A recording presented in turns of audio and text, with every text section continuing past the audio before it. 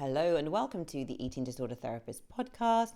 I'm Harriet Frew, eating disorder therapist, here to support you in overcoming disordered eating and finding peace with food. So today I want to talk about how person-centered therapy can help you or not in counselling therapy for an eating disorder. Now, I thought it was quite an interesting topic, as I also work as an adult education tutor, training people to become therapists/counsellors. And we are delving into person-centered therapy at the moment. And I just thought, reflecting on my own personal experience of having person-centered therapy in my 20s, just doing a bit more reading up on it all at the moment and thinking about people's different experiences, elements that I use of person-centered therapy in the therapy room today. Just thought it could be quite an interesting podcast. So anyway, I hope you're going to find it helpful.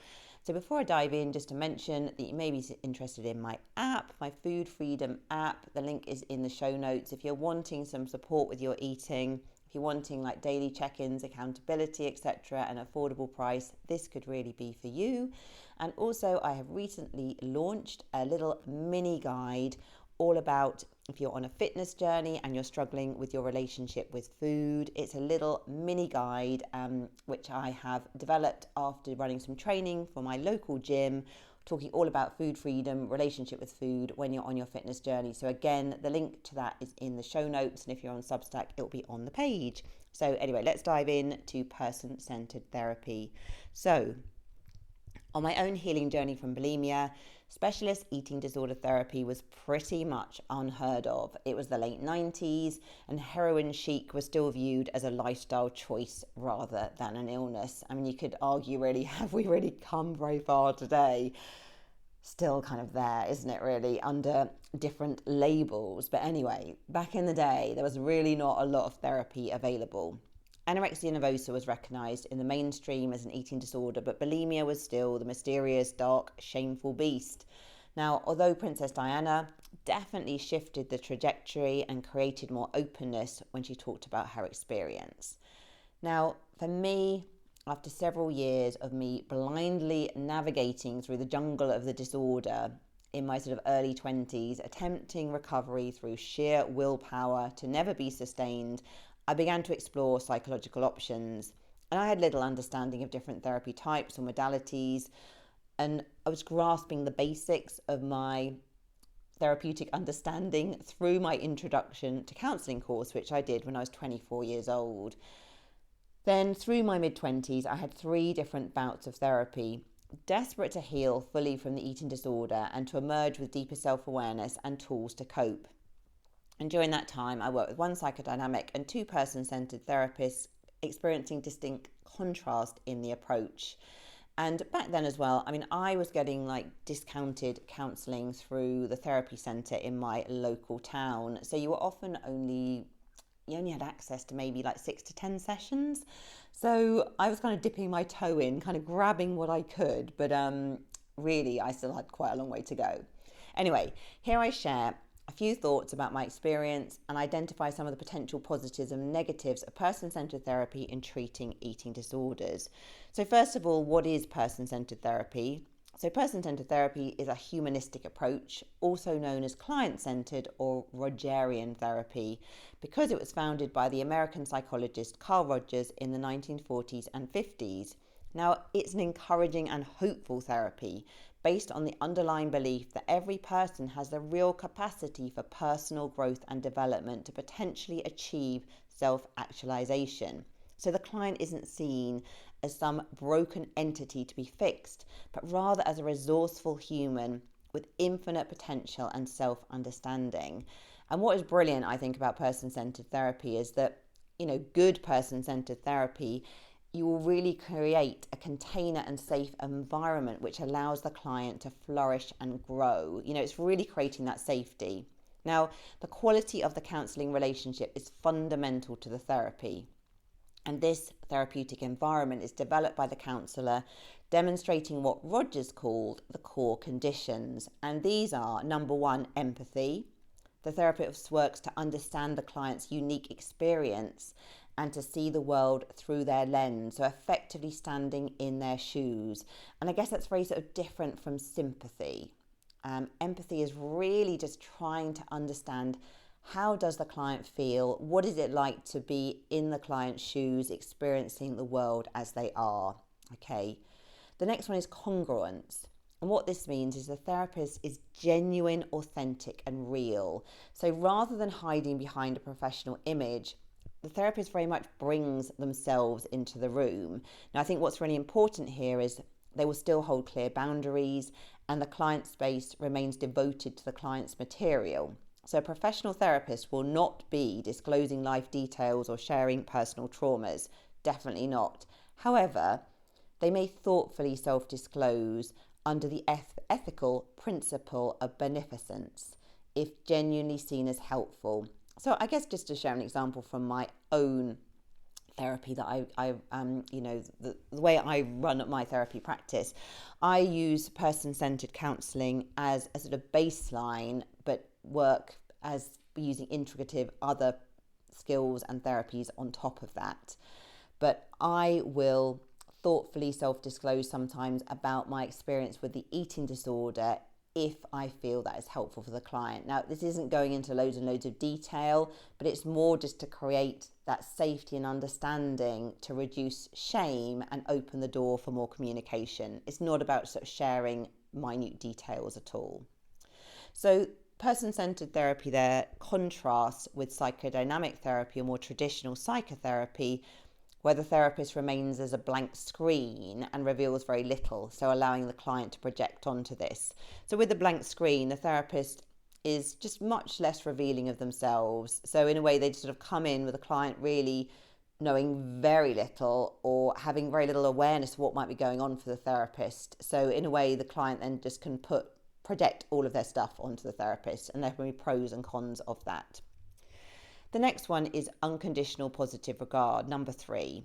So the therapist is compassionate, non-judgmental, and warm, regardless of the subject matter brought to the session. So it's really offering just that unconditional acceptance. And through this, the client feels a deep sense of safety and security.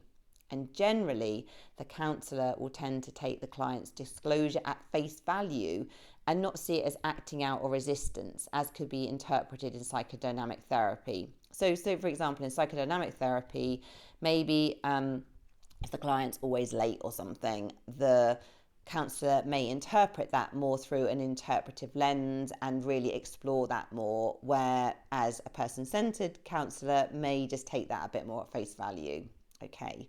Not that they would never challenge that if the client was late week after week after week, but it would the psychodynamic would be thinking more like, what's the deeper meaning of this, and perhaps where is it showing up in our other areas of life, how is it related to childhood, whereas the person-centered counsellor would more accept it at face value, if that makes sense.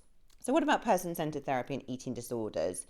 So when research is conducted to explore what exactly makes therapy effective, it always comes down to the quality of the therapeutic relationship.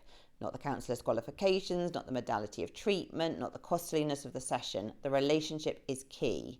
And as we heal in high quality relationships, meaning safe, accepting, unconditional, loving ones, this is so key. Many people struggling with eating disorders do not feel a sense of safety. They've not often felt safe. They don't feel safe in their body, they don't feel safe in the world. Many people with eating disorders do not feel fully safe in relationships. And they may have been told what to do in many areas of life repeatedly, or may have been completely overlooked and not listened to. So it is rare maybe that they've taken time to get to know themselves and to listen to their inner voice.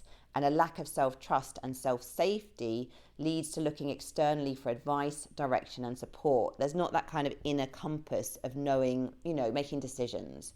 So of course as well, I think if you are an anxious person that's always looking outside of you, the world is very keen to fill the gap. Because many of us are fixers rather than enablers, coming from our own core wounds. It's a kind of human flaw really, and it comes with good intention as well. So food has often become a life raft to offer protection and some semblance of control and self-management in a world which feels precarious and untrustworthy if you have an eating disorder. So with an effective person-centered counsellor, the potential for creating safety and deep acceptance is high. The client leads the conversation and brings their own dilemmas, deciding what to or not to share. and the focus may not even be directed towards food or body. The therapy space offers an opportunity to explore a range of depth and underlying issues which may not be touched on in more directive eating disorder treatments such as cognitive behaviour therapy. Now, for a client who talks openly and has some self-awareness, this can be a wonderful container for exploration and growth. It can offer a safe space to be heard uniquely for perhaps the very first time, like a flower opening up and blooming. The client is seen as the expert on their own life with infinite possibility for change. And many of us have been emotionally underparented, perhaps when still being loved and having physical needs met, through our parents not having had their own, emotional needs met, carrying mental health issues, carrying trauma in a very stiff upper lip society. We live in a society where as long as it looks good, everything is fine. At least that's how it used to be. So person-centered therapy is not ideal for everyone. For someone who struggles to share thoughts and feelings and is seeking a clearer course with accompanying therapeutic tools, then person-centered approach may feel quite directionless. Also, maybe for someone who's extremely disconnected from their body, as an understandable trauma response, somatic approaches might be a helpful way in. So rather than talking therapy, getting more into the body. Also, maybe if you're experiencing post-traumatic stress disorder or more complex presentations, this therapy again may not meet expectations. You may need something that's more specialised. And it could be argued that person-centred therapy falls short when a client might focus on more superficial issues and avoid the deeper areas requiring work. Because as the counsellor is non-directive, it could keep healing at a more surface level, avoiding the core pain. However, I would argue as well, for someone who has never felt safe in relationships full stop, this approach can still be a valuable stepping stone on the healing journey, because maybe someone's not ready to be full on in the deep end with all their stuff. They just need to have a safe relationship where they can really start to talk and get in touch with their thoughts and feelings and create self-awareness. Now, for eating disorder support as well, person-centered counselling can lack the tools and psychoeducation that could benefit a client on their journey. Now, prior to me experiencing person-centered therapy, I'd already established a stabler eating pattern, which was a crucial piece of the healing puzzle for me. Now, I look back and I think if I continued with extreme restriction whilst undergoing this therapy, it may have never been addressed as an issue, and which would have ultimately kept me stuck, because I could have talked about my past or present relationship issues, whatever was going on. But, if I didn't really address that restriction and I kept in a restrictive eating place, that would have never been addressed. And actually the eating disorder would have still run rampant in the background. So, unless I had chosen to talk about the restriction, which I may have avoided. So nowadays, therapists often work in an integrative way. I do this myself, combining different approaches and utilising the core conditions of person-centred therapy without fully committing to the full model. Now, in my own therapy practice, I do absolutely prioritise the skills and the relationship as a safe container for healing. However, I do combine it with other approaches such as motivational enhancement therapy, cognitive behaviour therapy, and compassion-focused therapy, because some of those tools I think are really, really helpful. And also, I see the benefit of exploring the client's past, not in vast detail for weeks and weeks and weeks, but I think it's a really helpful piece of the puzzle to create a psychological formulation to make sense of what happened in the past and how it links to presenting issues. And I think this combined approach can be really helpful, where you've got the warmth and the container and safety of the relationship. You're also exploring the past and you're adding the tools on top. So on my own journey, person-centered therapy absolutely played a role in my healing, particularly through the container of the counsellor-client relationship. And on the healing journey, in professional and non-professional settings with your family and friends, I would encourage you to focus on the quality of relationships as the fundamental piece for healing. When I look back on my own journey, some of my closest relationships have been so important, and particularly probably mostly with my female friends. So ask yourself these questions in any relationship. Do you feel safe here? Can you open up and be vulnerable, even if it's in baby steps? Do you feel accepted by the person in front of you? And if you want to share, do let me know of your own experience of person-centered counselling or other helpful approaches. I would love to hear. Okay, thanks so much for listening. If you're not following me on Instagram, do seek me out, the Eating Disorder Therapist _. And for further support with your relationship with food, do go to the eatingdisordertherapist.co.uk. And if you enjoy this podcast, I'll be so grateful if you'd follow, rate, or review, as it helps it reach so many more listeners. Thank you so much for listening, and I look forward to sharing another podcast episode with you very soon.